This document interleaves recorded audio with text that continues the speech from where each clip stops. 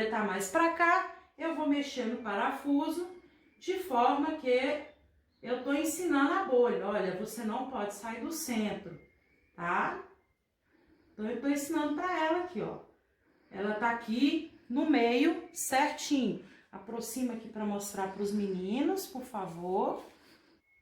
Tá? Agora eu vou destravar, para destravar o movimento, é esse parafuso maior interno, destravo e vou fazer um movimento de 90 graus em relação a esses dois parafusos calantes. Girei 90 graus. A bolha andou um pouquinho para a esquerda. Eu não mexo nesses dois parafusos aqui, ó. Eu mexo no que tá de fora. No que tá para fora. Ela foi um pouquinho para a esquerda, então eu vou mexer no parafuso calante para trazer a bolha para o centro. Trouxe a bolha para o centro, novamente. Muitos alunos perguntam para mim assim: professora, na tela dá para ver a bolha caminhando? Isso depende muito. Por quê? Porque se o seu equipamento for novinho, tiver calibradinho, a tela vai te apresentar isso sim. Agora, se o seu equipamento for um equipamento mais antigo, pode ser que ele demore a te apresentar isso, né? Então, tá centralizado, eu vou destravar e vou movimentar ela para a posição inicial, tá? Entre os dois parafusos calantes iniciais. A bolha tá no centro. Isso quer dizer que a bolha já prendeu e o meu equipamento já tá nivelado, tá? Se eu voltar para cá de novo, ó, a bolha não saiu do lugar. A bolha tá totalmente centralizada, tá? Isso quer dizer que o equipamento tá nivelado. Eu não desligo o compensador, dou ESC, saio dessa tela e agora eu já posso iniciar o procedimento de levantamento topográfico. Bom, agora eu vou apresentar para vocês as funções que a estação total tem, tá bem?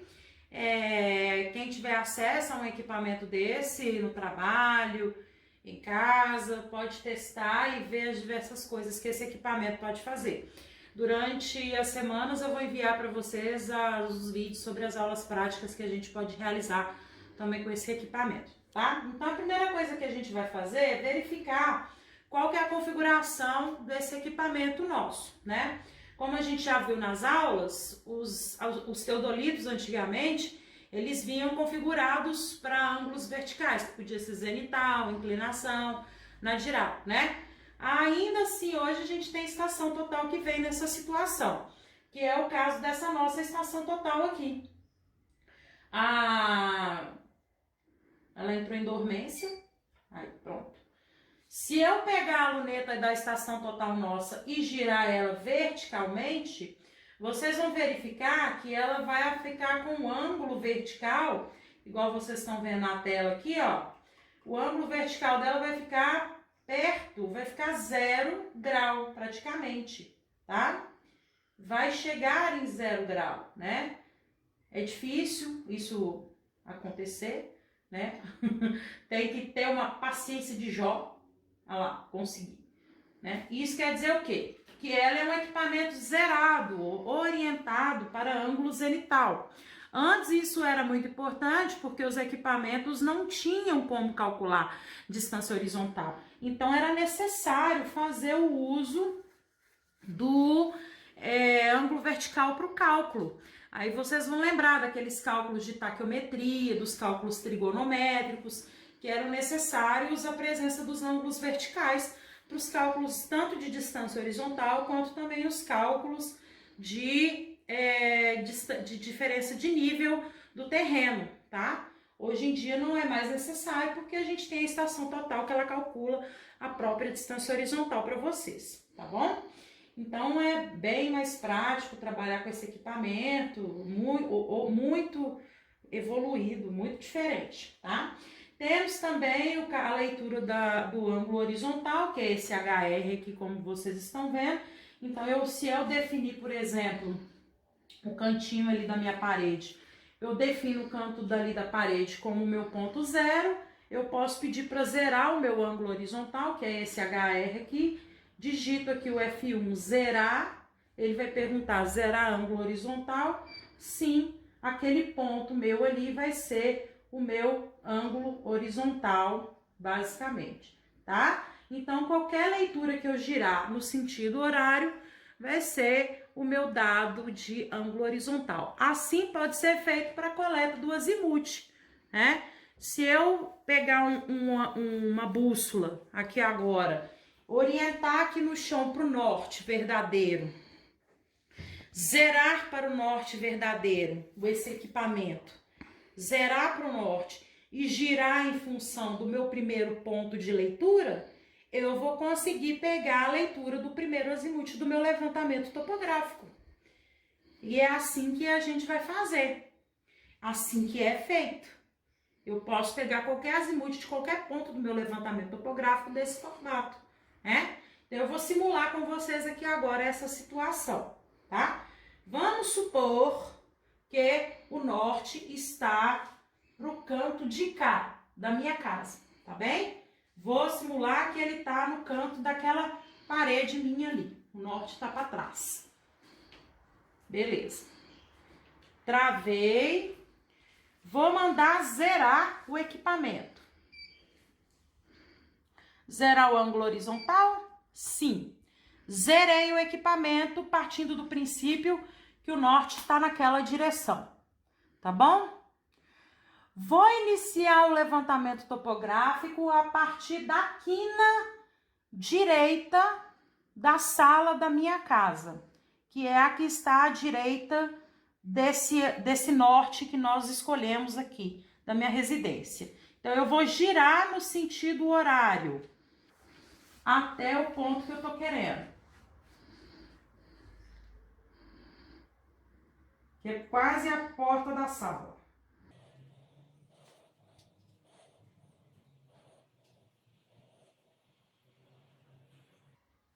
Bom, lá no cantinho, em função do norte, eu vou ter um ângulo horizontal de 101 graus, 41 minutos e 22 segundos. O que significa esse valor? Em relação ao norte, esse valor de 101, 41, 21 é o valor de azimuth que orientou o nosso levantamento topográfico. Qualquer valor esse valor desse ângulo, se eu anotar e chegar no terreno, eu consigo descobrir qual que é o primeiro ponto do meu trabalho. Eu só pegar o equipamento, lançar esse valor desse ângulo e girar em função do norte.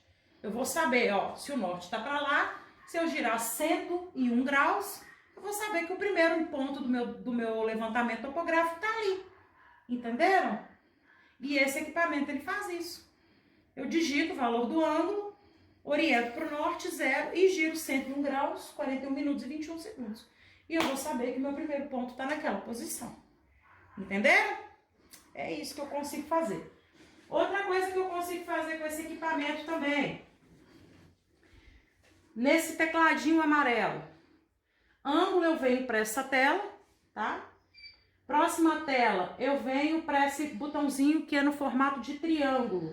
Se eu clicar nele, vai aparecer para mim ângulo vertical, ângulo horizontal e distância inclinada. Aí eu peço para vocês imaginarem aquele triângulo retângulo, né?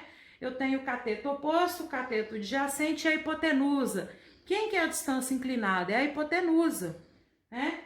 Aqui ele tá dando sinal fraco porque ele tá partindo do princípio que tem um prisma ali para refletir.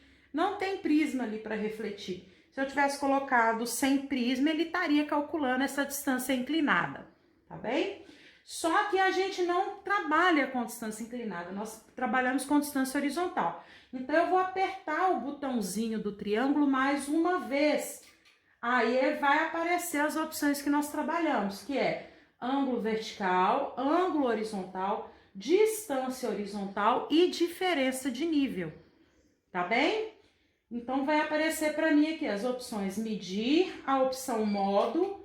Na opção modo, eu posso alterar as formas de leitura, geralmente a gente mantém no modo T, que isso tá no manual do equipamento, tá? sem barra A está relacionado mais com as características do equipamento, tá bem? E P1, P2 seriam mais as opções relacionadas com as unidades de medida, tá bem? Bom, o que mais? Próximo botãozinho é o botãozinho de setinhas, que é esse aqui. Esse aqui é o botãozinho das coordenadas UTM. Esse aqui é ótimo, por quê? Porque quando você insere as coordenadas UTM dele, você trabalha com mais facilidade. Que tipo de situação é essa? É a situação de acompanhamento de obra. Você inseriu as coordenadas do terreno, coordenada X, coordenada Y e cota, tá? E aí a cada andar que a obra vai subindo, você precisa conferir se as coordenadas estão corretas, para reparar se o vão do prédio não está estreitando nem afastando, entenderam? Então essa ferramenta aqui ela é uma boa opção para isso. Outra opção que essa ferramenta aqui também te oferece é para acompanhar se o terreno está afundando ou não. Por quê? Porque a coordenada Z é a coordenada de cota, de altitude. Então, você pode fazer acompanhamento de viadutos, por exemplo, viaduto que está movimentando, que está cedendo ou não a partir desse tipo de equipamento. Apesar de que muitos engenheiros preferem trabalhar com o nível óptico, mas esse equipamento dá para fazer isso, tá? Então eu vou mostrar para vocês aqui algumas coisas. Eu vou vir aqui no botãozinho da estrela, vou lá no modo, vou selecionar o modo sem prisma, tá? Vou lá na estrelinha, vou na estrelinha, no triângulo, vou escolher o cantinho da porta da minha sala aqui, ó. Vou mirar ali na minha chave. Pessoal, então agora eu vou exemplificar para vocês como os pontos aqui dentro do meu apartamento estavam muito pequenos, então o ponto estava ficando muito grande, não estava dando para ver. Então o que eu fiz? Eu mirei na varanda do vizinho, ali do outro lado da janela. Tá vendo aquela varandinha dos azulejos verdes lá ali fora da janela da minha cozinha? Então, eu foquei na estação total lá, tá bem? Mirei lá no rejunte do azulejinho deles lá, tá bom? E eu vou mandar medir, apesar de que ela já fez a leitura, aqui. Eu vou mandar medir para vocês e vou mostrar para vocês aqui que ela faz a leitura sem o prisma, tá bom? Olha lá, ó. Então aqui ela já fez a leitura do local que ela tá aqui até o local que eu separei lá, que eu mirei, tá dando 26,018 metros de distância, tá?